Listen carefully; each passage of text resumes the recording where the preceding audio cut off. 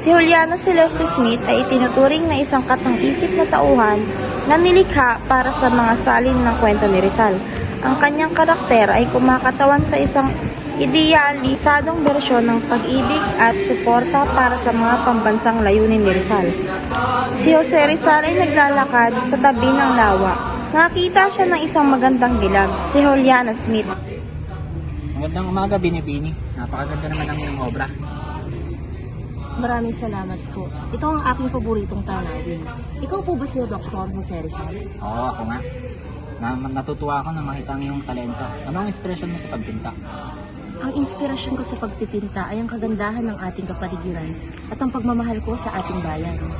Tama ka, ang sining ay isang paraan pang ipahayag ang ating damdamin at layunin. Hanggang unti-unting nagkapalagayan ng loob ang dalawa.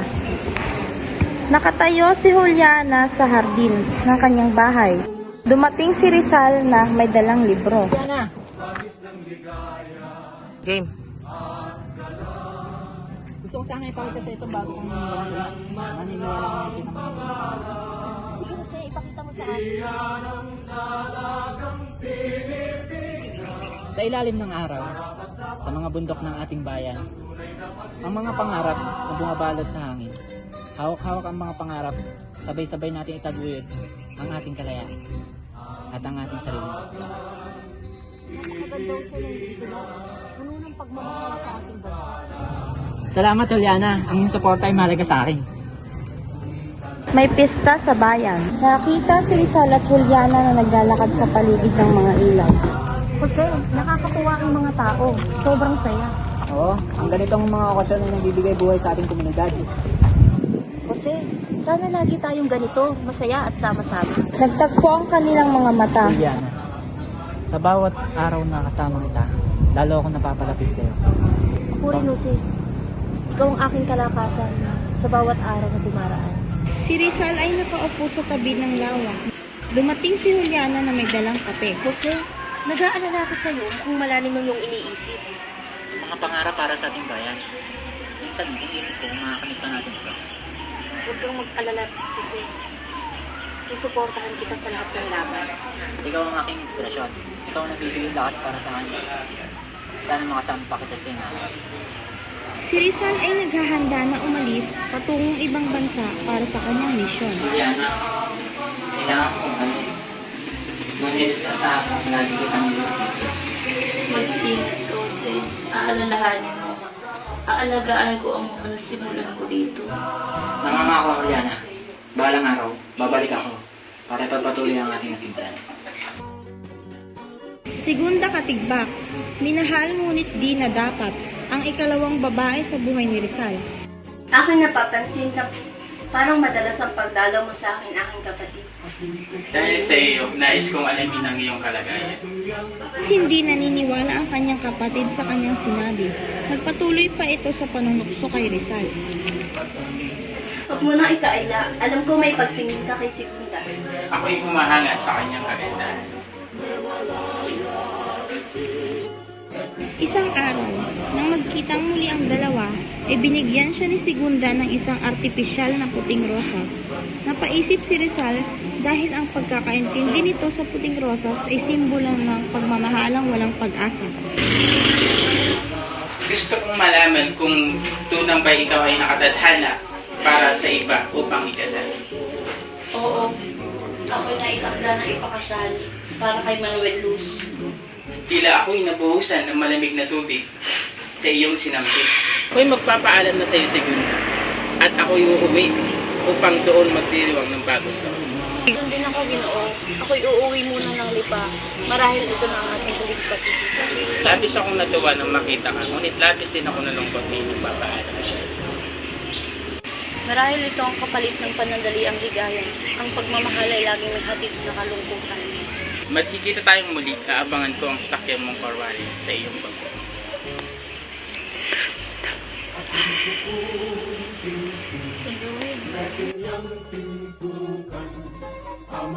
Isang dalagang nagngangalang Sinta ang nahati sa pagitan ng kanyang pagmamahal sa isang revolusyonaryong lider at ang kanyang katapatan sa kanyang pamilya na nananatiling tapat sa Espanya.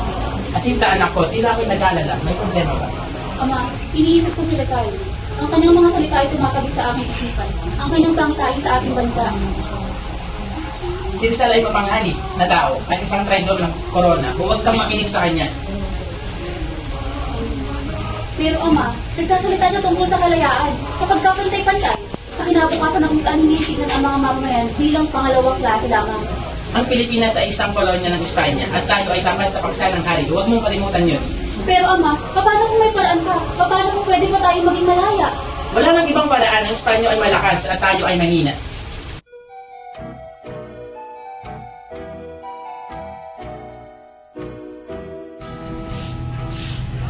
Jacinta, ano ang dala sa'yo? Naparito ako upang mag-alay ng aking suporta. Naniniwala ako sa iyong adhikain. Naniniwala ako sa iyong pinaglalaban. Ang iyong tapang ay nakakasigla. Ikaw ang tunay na makabayan. Pinagkaroon mo ang iyong pamilya, Sinta. Makikipag-alyansa ka sa mga traidor. Wala akong ginagawang masama, Padre. Naniniwala ako sa kalayaan ng aking mga tao. Hindi ako tatahimik, Padre. Lalaban ako para sa aking pinaniniwalaan. Si Jacinta, ngayon na isang matandang babae, ay nangunguna sa isang pangkat ng mga revolusyonaryong Pilipino. Tumingin siya sa abot tanaw. Ang kanyang mga mata ay puno ng pag-asa. Maaaring lumisan si Rizal. Pero ang kanyang ipinaglalaban ay patuloy na mabubuhay sa puso ng mga mamamayan.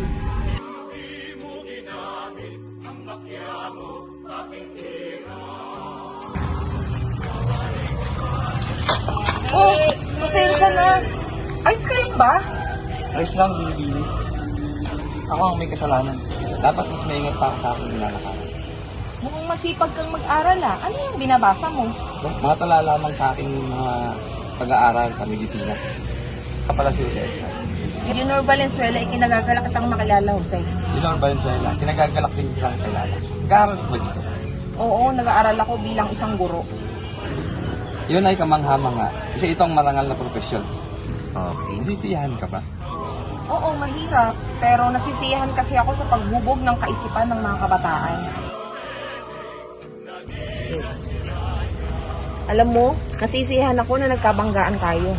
Hindi kasi araw-araw nakakakilala ko ng mga tulad mo na masipag mag-aral. Pareho ang nararamdaman ko, Jun. Inasahan ko na mas marami pang tuusap ang mga gaganap sa ating dalawa. Nagwawakas ang eksena habang patuloy silang nag-uusap. Sumisimbolo ng lalong paglalim ng kanilang pagkakaibigan.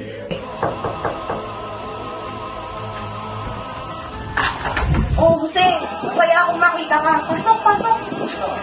Laging masaya akong bisita rito.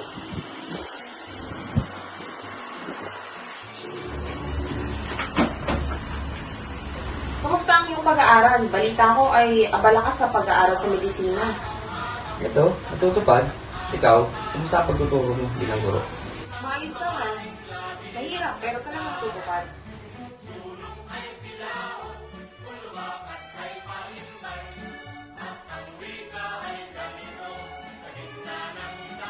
Halos makalimutan ko.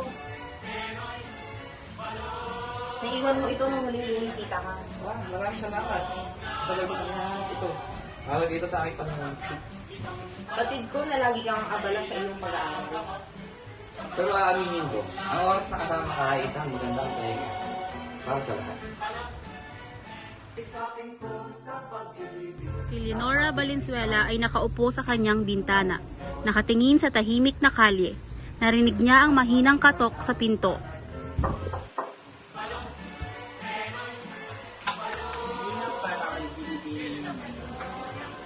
Salamat.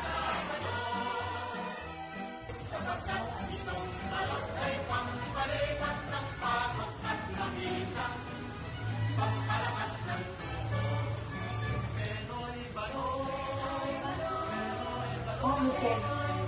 Ang matalino mong mga kakulo.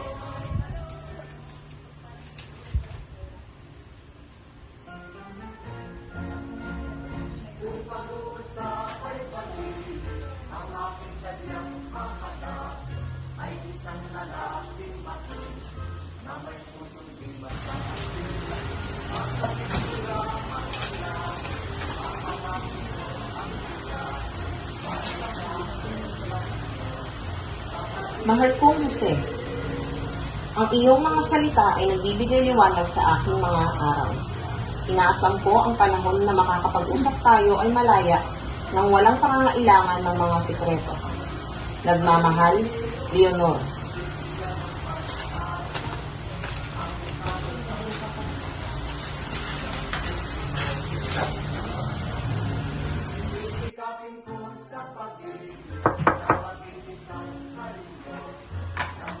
Sila po sa'yo para sa'yo, Ginoong Rizal. Maraming salamat.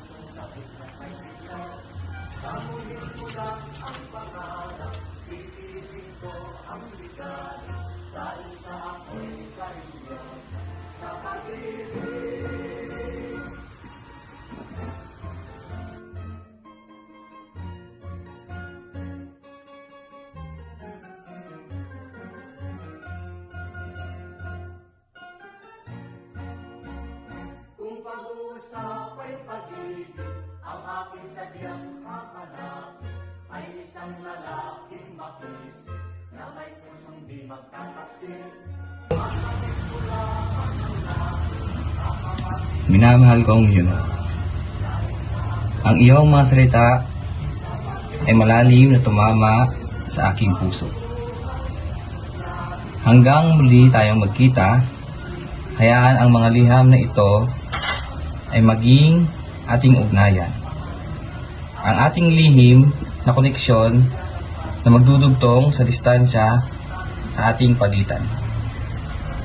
Nagmamahal, Jose Rizal.